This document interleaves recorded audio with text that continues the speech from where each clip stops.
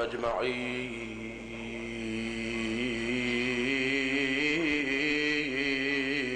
إلى قيام يوم الدين.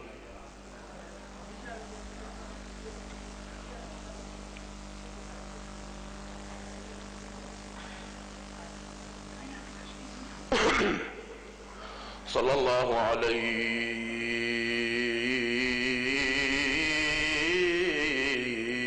يا سيدي ويا مولاي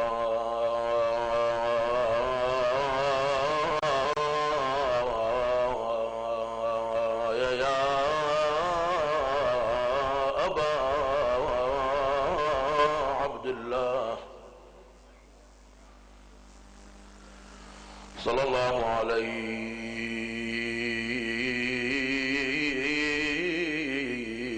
يا مولاي وابن مولاي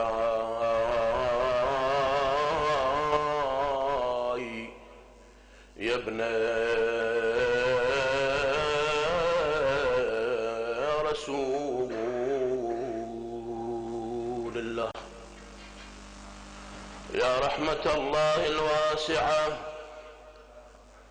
ويا باب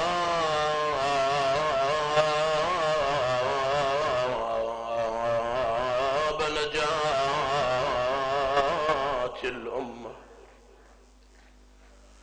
غريب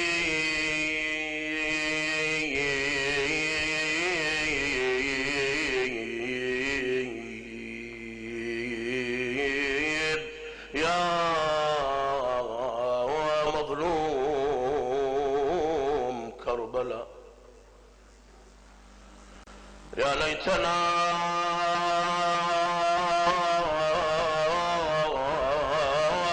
كنا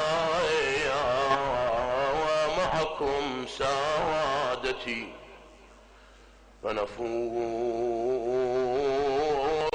فوزا عظيما.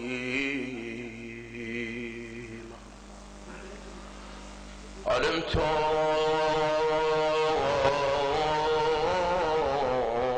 بمسراكم أرعتم فؤاديا وأجريتم دمعي فضاهل وواديا.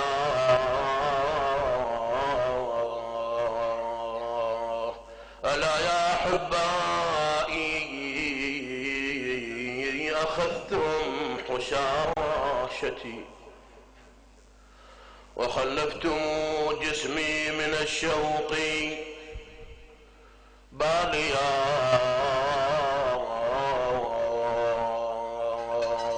إذا ما الهوى العذري من نحو أرضكم سرى فغدا للقلب ريا وشافيا. ظللت وأبث الوجد حتى كأنني بشجوي علمت الحمام بكائيا.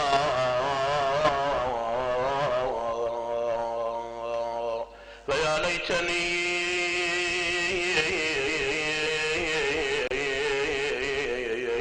قد مت قبل فراقكم، وذاك لأني خفت ألا تلاقيا. تناسيتم عهد الشباب بذي الغباء، وكم قد سررنا بالوصال لياليا. فيا سعد دع عنك الديار وخلني أكابد وجدا في الأضالع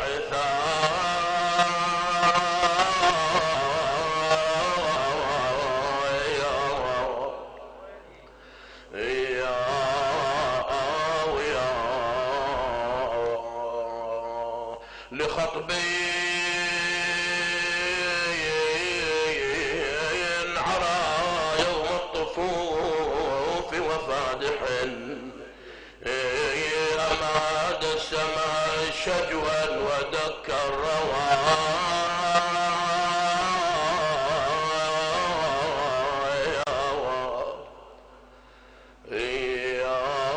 أواسيا غداة قضى سبط النبي بكربلاء يا خميس الحشا دام الوريدين صار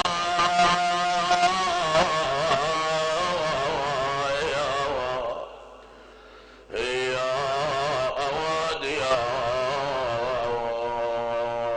يرى له حر القلوب من الظما وولا وأسرته فوق الرغام دوايا ويدعو ألا هل من نصير فلم يجد له ناصرا إلا حساما يمانيا وزينب بتنادي اخويا ومالك معين وقامك على الغبر مطاعين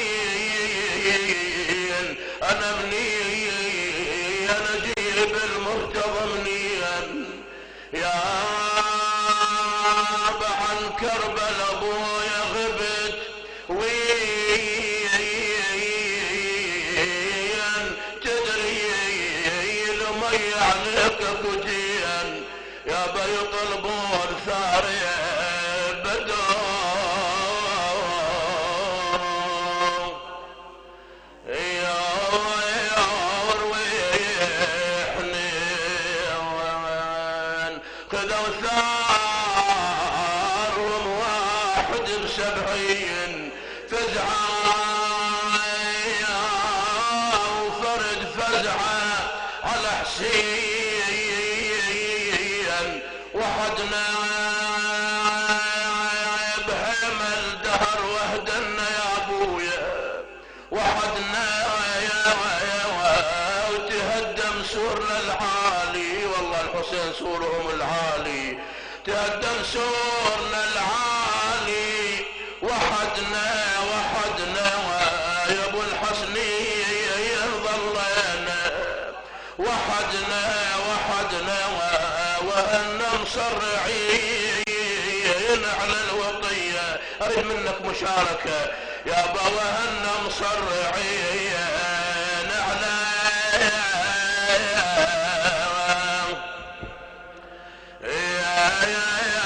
الوطية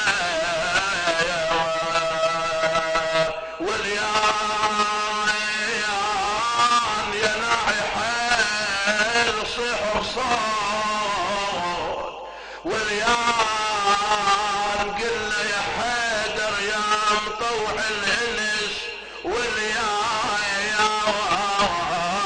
ترى زينب وقد من غير واليان عقب ذاك الخدير صار السبية يا عقب ذاك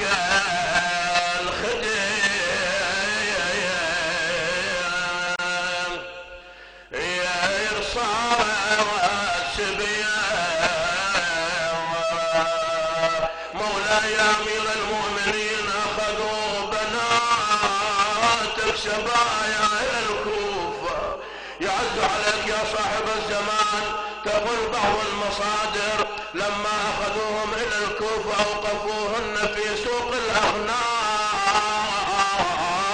وامروا المنادي ان ينادي من اراد التفرد حتى ذهب بعضهم الى ابن زياد اما تخاف من وقوع الفتنه لانه بعض العشائر والقبائل لهم نساء سبايا مع سبايا الحسين قال اذا ماذا نصنع قال مر المنادي ان ينادي من كانت له مع سبايا الحسين فليخرجها من السبي. فجاءت العشائر كل قبيلة تصيح باسم المرأة التي تنتمي إليها. تميمي قومي نحن عشيرتك، أخرجوها. أسدي قومي نحن وهكذا أخرجوا كل النساء إلا امرأة من بني فزارة كانت إلى جنب زينب. استعد من زينب أن تقوم، فصاحت بها عشيرتها فزاري قومي. ما قامت مرة ثانية لم تقم. قالوا قوموا وإلا دخلنا عليك في السبي وقتلناك، لئلا يقال بنو فزارة عندهم امرأة في السبا ولم يخرجوها. عند ذلك وضعت زينب يدها على كتف الفزارية. أخي قومي. قالت سيدتي أنا أقوم، لكن أنت وبنات رسول الله أين العشيرة أين القبيلة؟ يا بكلمة عن عشايرها لفوها لعند السبايا وخلصوها بالعزة والهياب خذوها، وزينب عشيرتها جفوها. العدوان فرصة استغنموها، ترى وانتون زينب ورموها.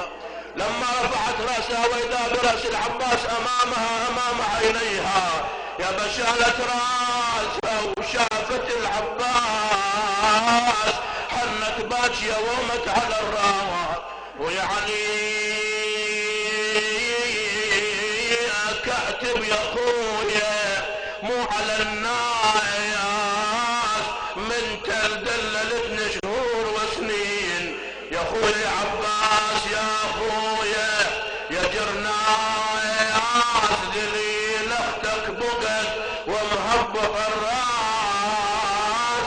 يا خويا تجمعت تتفرج عليها اصبحت هالناس. يا خويا تجمعت هاليوم كترين تقول لاخويا حزت فخر اخوتك بالكون وعداك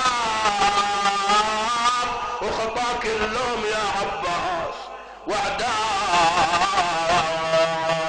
خويا جبتني ووعدتني وين وعداك عفتني ولا دريت الصار بيا. اجابها بلسان الحال يا زينب ما اظن يخفاك عالماي طريح وقطعون القوم يا اخويا عالماي على الصدر يا زينب وقع عالماي ومن الزندية المبريات يديا ويتدرون بيا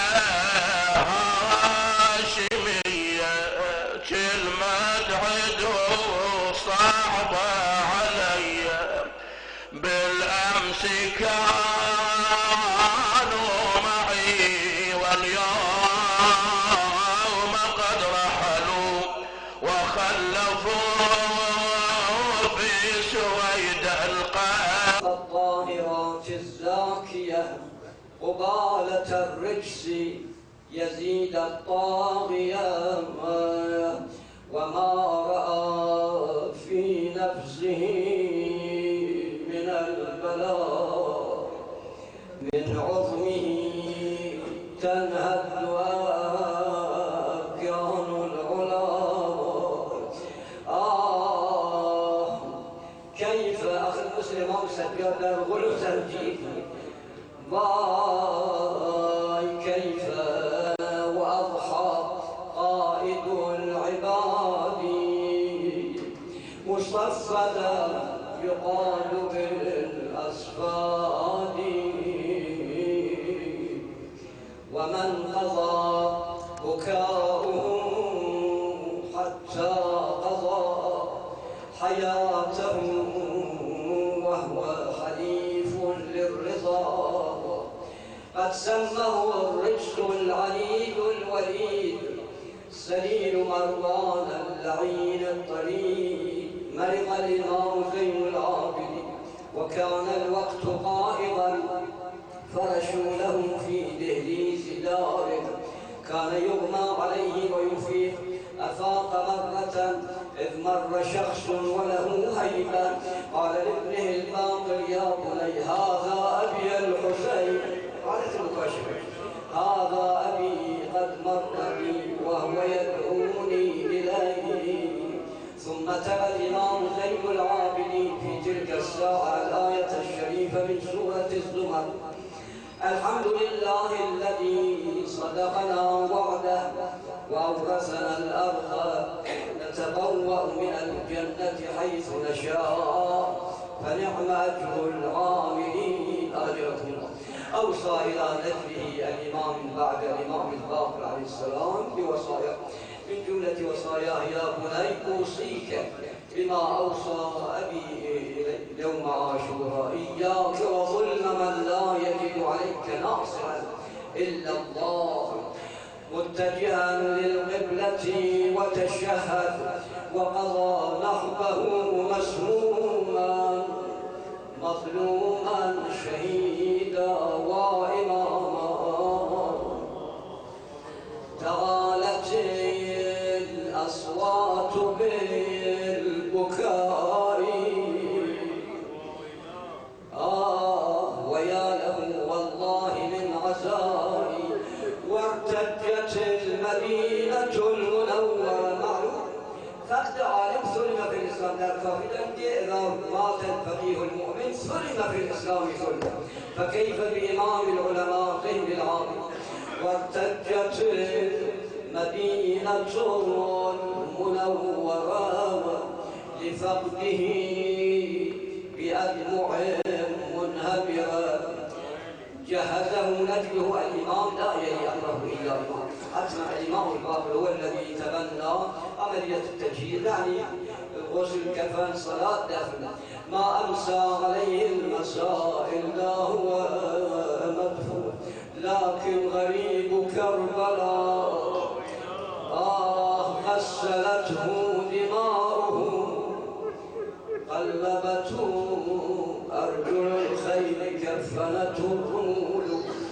السلام على الخط التري وحسين، السلام على الشيب الخضيب، السلام على البدن السليم، السلام على العيون الغائرات، السلام على الشفاه الذابرات، السلام على الدماء السائلات، السلام على الأعضاء المقطعات، السلام على من دمه غسل والتراب كافور ونسج الرياح أكفانه والقناة نعشه وفي قلب من والاه قبره.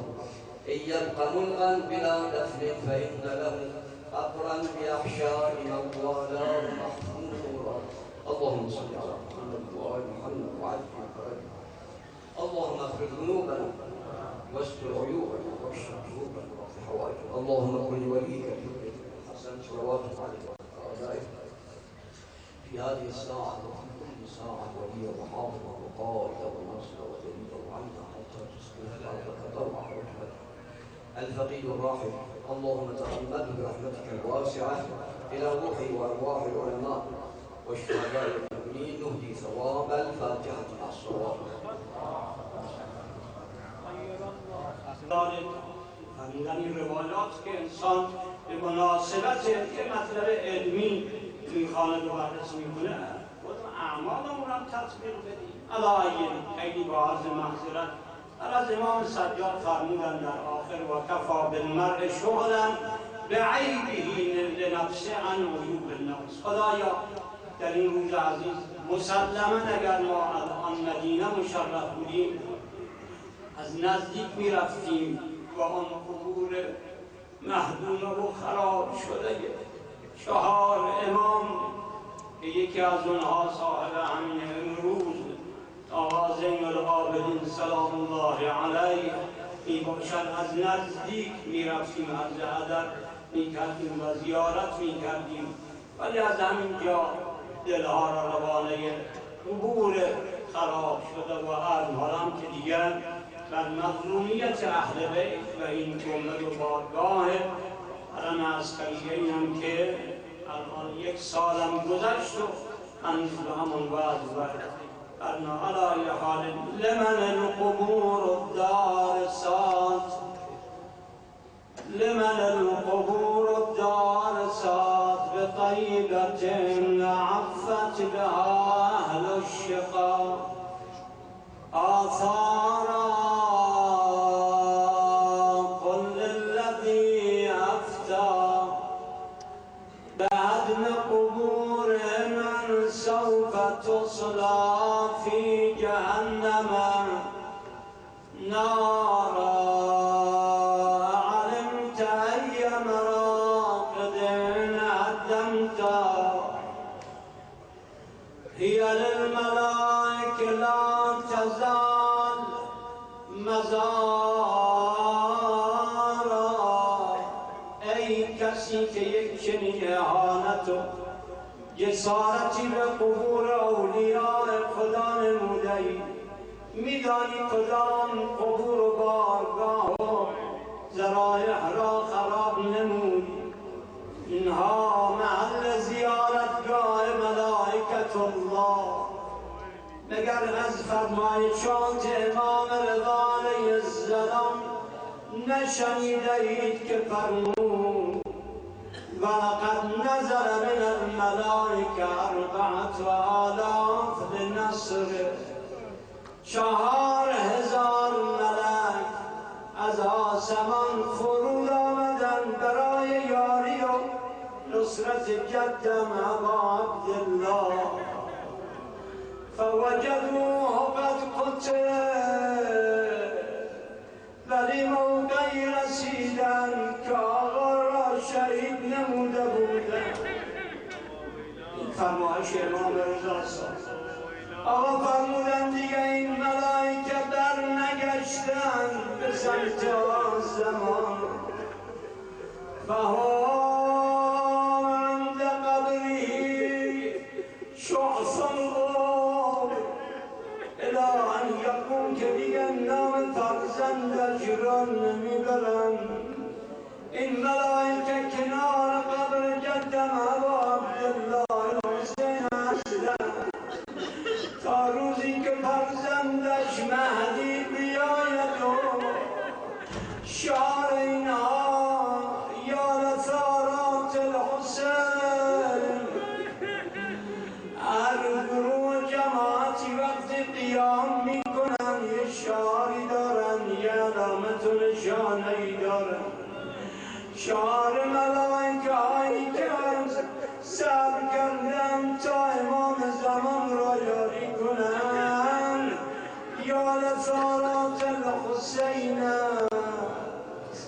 از آقا زین العابدین عرض کنم شنیدید نگذاشت فرزندش با دارالعلوم بدن تا شب بر زمین باقی بماند، بلکه بدن بابا را به عزت و احترام غسل دادن، کفن و حنوط و نماز بر جنازه آقا و بعدم کنار جوار کنار قبر عمویش امام مجتبی آن بدنی که خدا می‌داند هنوز از سر عنقل جامعه به گردن و پاید.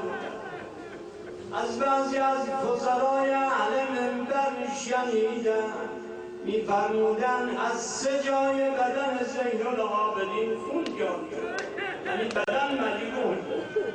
یکی از گردن حضرت، یکی از ران حضرت، یکی هم از ساق پایم. ولذا لعل مثل امروزی هنگامی که فرزندش بدن بابا را غسل میداد، جابر ابن یزید جوفی میگه من دیدم فسمعته ینشد یعنی همون ناله کردن و گریه بدون صدا.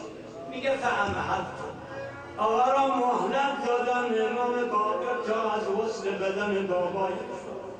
از کردم سیدی مما بکا، آقا جا گریه شما ببرش کان حزنن علی فراق، آیا از فراق و دوری پدر گریه؟ قال لا یا جابر و این عز